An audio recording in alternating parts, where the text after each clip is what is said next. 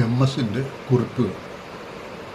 ചെല്ലാനവും പെരുമ്പളവും എന്നാണ് ഈ കുറിപ്പിൻ്റെ പേര്. ഇലക്ഷൻ കഴിഞ്ഞു, റിസൾട്ടും വന്നു. LDFന് നിലച്ചിരിക്കാത്ത പരാജയം ആണ് ഉണ്ടായത്. അതിൻ്റെ കാരണങ്ങളിലേക്ക് ഒന്നുമല്ല ഞാൻ പോകുന്നത്. എനിക്ക് കൗതുകം തോന്നിയ 2 സ്ഥലങ്ങളിലെ ഇലക്ഷൻ റിസൾട്ട് പറയാനാണ് ഈ കുറിപ്പ്. ആദ്യം ചെല്ലാനം. എറണാകുളം ജില്ലയിലെ കൊച്ചി താലൂക്കിലെ ഒരു കടലോര ഗ്രാമമാണ് ചെല്ലാനം. കൊച്ചി നഗരത്തിൻ്റെ തെക്ക് പടിഞ്ഞാറ് ഭാഗമാണ് ചെല്ലാനം.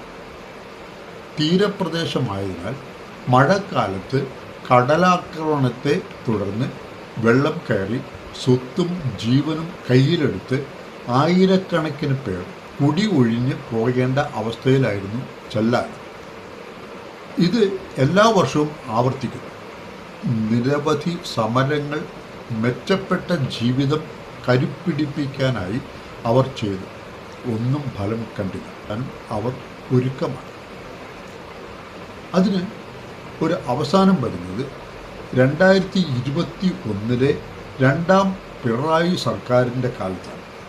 അന്ന് കൊച്ചി MLA ആയിരുന്ന KJ മാക്സിയുടെ ശ്രമഫലമായി കിഫ്ബിയിൽ നിന്നും 347 കോടി രൂപ ചെലവിട്ട് ചെല്ലാനം ഹാർബർ ഹാളിൽ നിന്നും 7.32 കിലോമീറ്റർ ദൂരത്തിൽ കടൽ ഭിത്തി ഉണ്ടാക്കിയത്.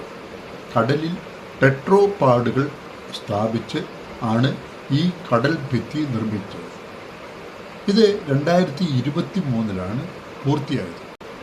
മാനം കടക്കുമ്പോൾ വീട് ഒഴിഞ്ഞു പോകേണ്ട അവസ്ഥയിൽ നിന്നും ഒരു മോചനം നേടാൻ എന്തു ചെയ്യാം? ഇതിൻ്റെ 2ാം ഘട്ടം പുത്തൻ തോട് മുതൽ കണ്ണമാലി വരെ ആയിരുന്നു.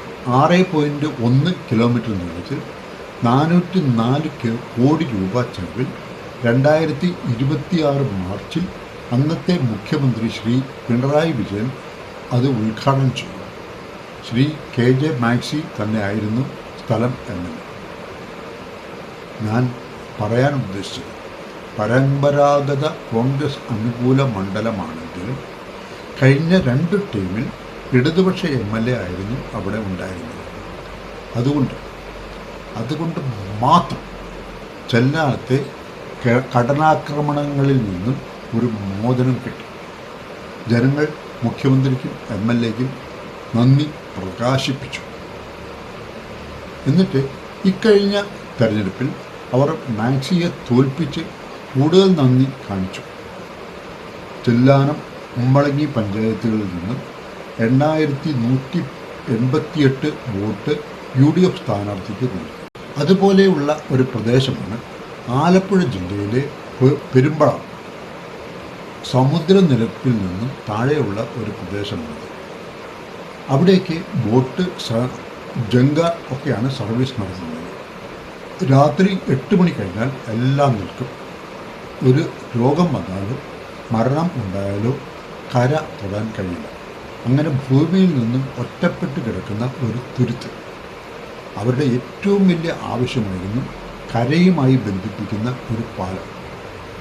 അതിന് ഒരുപാട് തടസ്സങ്ങൾ ഉണ്ടായിരുന്നു. ഏകദേശം 10,000-ത്തിനടുത്ത് ജനങ്ങളെ അവിടെ ഉള്ളു. അവർക്ക് വേണ്ടി ഒരു പാലം എന്നത് ഫീസിബിൾ അല്ല. കൂടാതെ കൈതപ്പുഴ കായലിലെ വള്ളങ്ങൾക്ക് പോകാൻ ഇടം വേണം. കായലിന് കുറുകെ 10,000 പേർക്ക് വേണ്ടി ഒരു പാലം എന്നത് എല്ലാവരും കൈമെടുത്തു. പിന്നെയാണ് ഇടതുപക്ഷ സർക്കാർ വരുന്നത്. ഇടതുപക്ഷ MLAയും സർക്കാരും ഒന്നിച്ചപ്പോൾ 100 കോടി ചെലവിൽ കൈതപ്പുഴ കായലിന് കുറുകെ പെരുമ്പളം ദ്വീപും പാണാവള്ളിയിലെ വടുതടയും തമ്മിൽ 1.1 കിലോമീറ്റർ നീളത്തിൽ ആ പാലം വന്നു.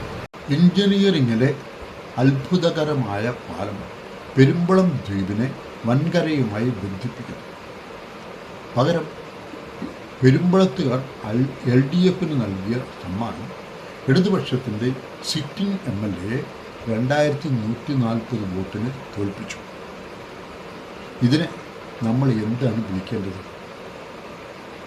വീഡിയോ ഇഷ്ടപ്പെട്ടാൽ ഒരു ലൈക്ക്, ഒരു കമൻറ്റ് നൽകുക.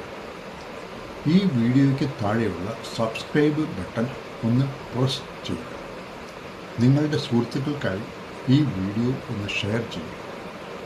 വീണ്ടും അടുത്ത വീഡിയോയിൽ കാണാം.